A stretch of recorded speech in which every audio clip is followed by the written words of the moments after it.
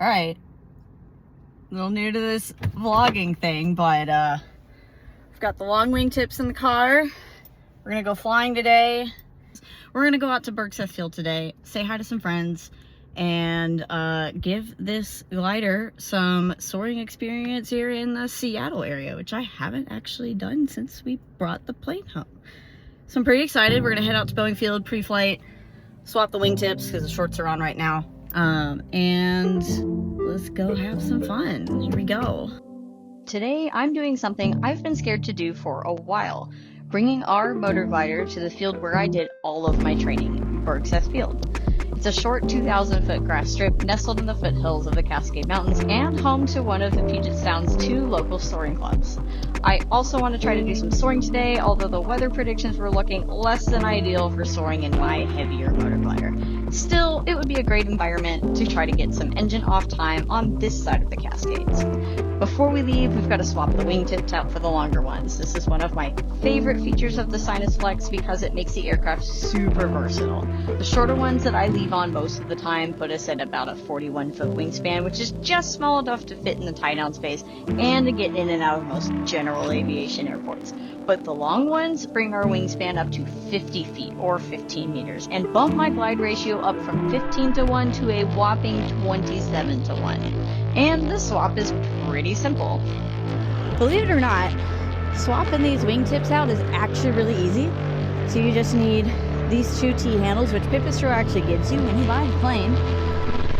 There's a little bolt up here that you have to unscrew, and I just felt it disengage. We're going to keep going until I hear it clicking, and it's clicking. And now, up here, there's a little spring that I've got to make sure gets depressed and gets, whoop, careful, stays out of the way. Actually, I kind of need 2 hands for this a little bit. Get it loose, and out it goes. And you don't want to yank it too hard. I've got lights in mine so I can fly at night, so we're gonna disconnect that, and out comes the wingtip. Got our other wing here. And we're just going to come right over here. It's a little bit of an alignment game here. But I grab this. I'm going to slide this in. And the name of the game here is you've got to align all of these pins, kind of have to go in all at once. It's a little bit of a bouncing game. Hold this here. Plug that in, and now we got to align it again. All right, now I've got it aligned. Come on, ma'am. Ah, not. There she goes. All right, now we really shove it in, and one more time. We screw that bolt in. But that's the wing, the long wingtips, completely installed. And there you go. Now, I'm just going to finish up my pre-flight here, get some fuel samples, all the other things according to the checklist, and jump in the plane and get ready to go. I won't show my engine run up here because it isn't super involved, but we will be on our way.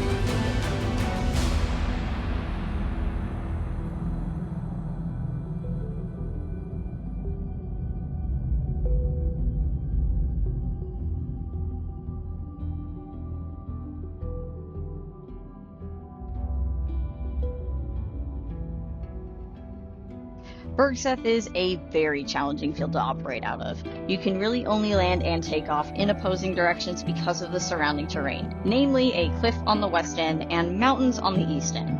It's also quite short at only about 2,000 feet before you overrun the gravel road on the east side. I did all of my glider training here, but those gliders can be stopped in just a couple hundred feet if you really need to, and I usually only landed on the second half of the runway in case I encountered heavy sink on final glide. So that would be something I'd have to adjust to with this heavier glider that needs a little more space to come to a stop. But I've been practicing my spot landings over the last several months, so I'm feeling pretty confident. But before we do that, we're going to go try to find some lift in our local house thermal spots. And a house thermal is just a term for places that very reliably produce thermals in close proximity to the field. And at Bergseth, it's this clearing on the north ridge that I always seem to have luck with, and a knoll near the traffic pattern entry point that tends to produce some lift. So let's shut the engine off and see what we can find.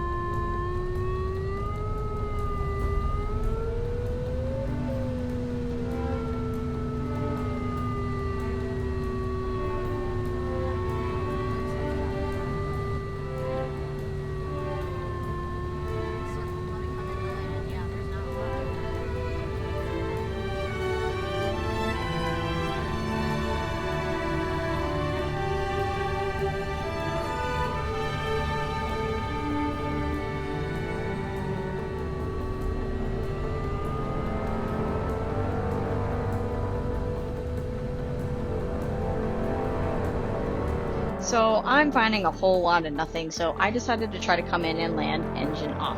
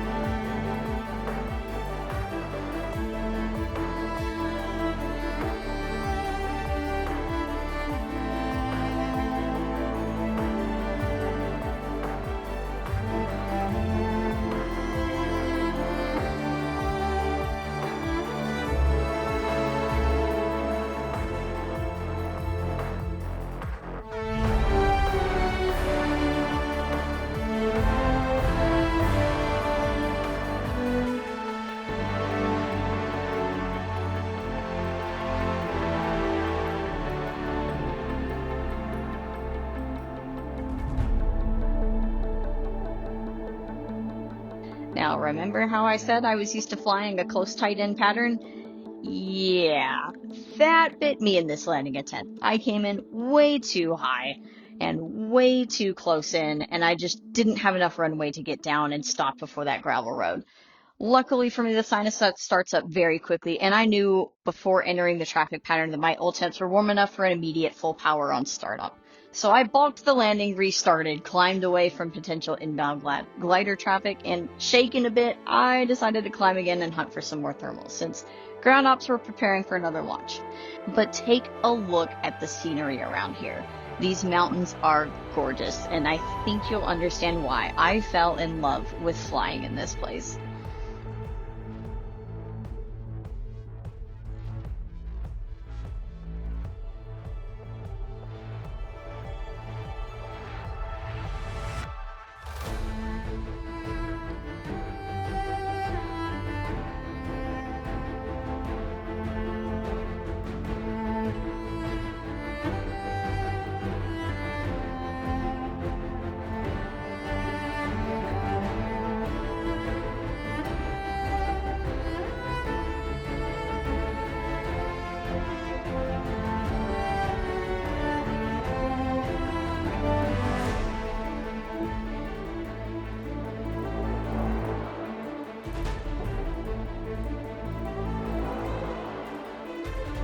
After it seemed operations were wrapping up, I decided now was a good time to come in to land and say hello to the field where it all began.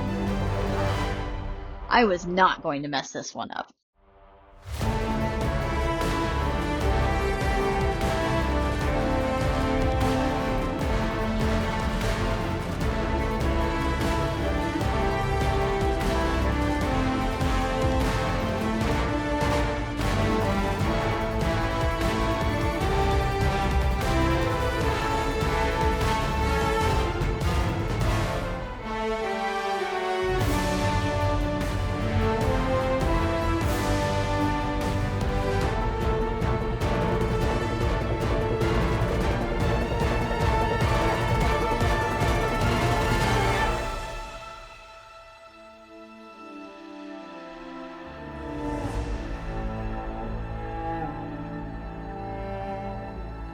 Now my audio cut out here, and I'm not really sure why. We're still debugging the problems here, but you can clearly see me screaming, "I did it!" because I was so stoked with this landing. I'm so happy with it, and once on the ground, I caught up with some old friends, several of whom hadn't seen our new glider yet, and in these moments I couldn't help but think about all the things I learned hanging around this glider port.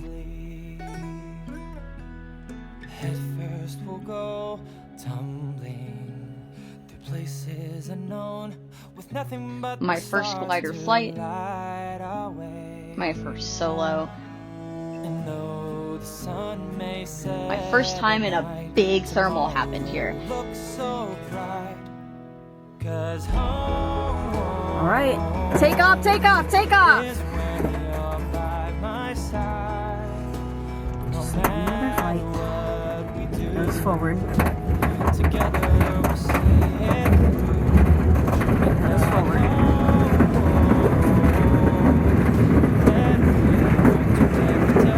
She wants, oh my god, woohoo!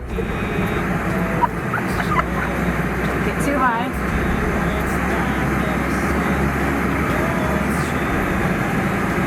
Trim.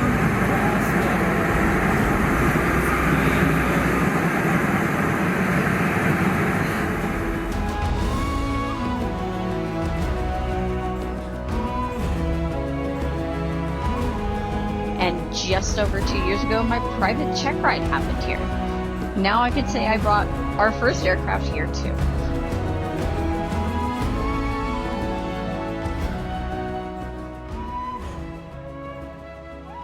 When everyone was ready to head their separate ways, I hopped back in the plane with just about every glider instructor I've ever flown with watching and prepared to head off. And I'm so bummed because I apparently didn't actually hit start on the inside camera, but you can watch this departure from the wing.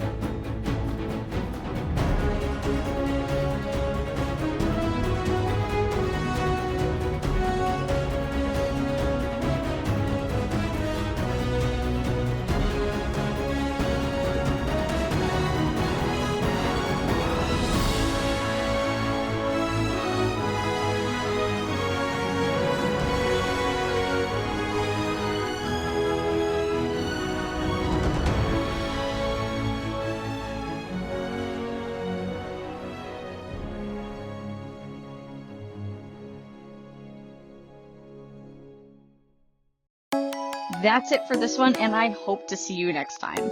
If you liked this video, I would love it if you consider giving it a thumbs up or hitting that subscribe button so you don't miss out on future adventures. I'm on a mission to collect as many airport passport stamps as I can manage, and sharing the joy of glider flying in the process so you won't want to miss out. What's a trip you have coming up as summer draws to a close? Maybe you're training for that next rating, or you're considering starting your pilot's license journey. Comment down below and let's start a conversation. I would love to hear from you. Thank you so much for watching, and until next time, never stop learning.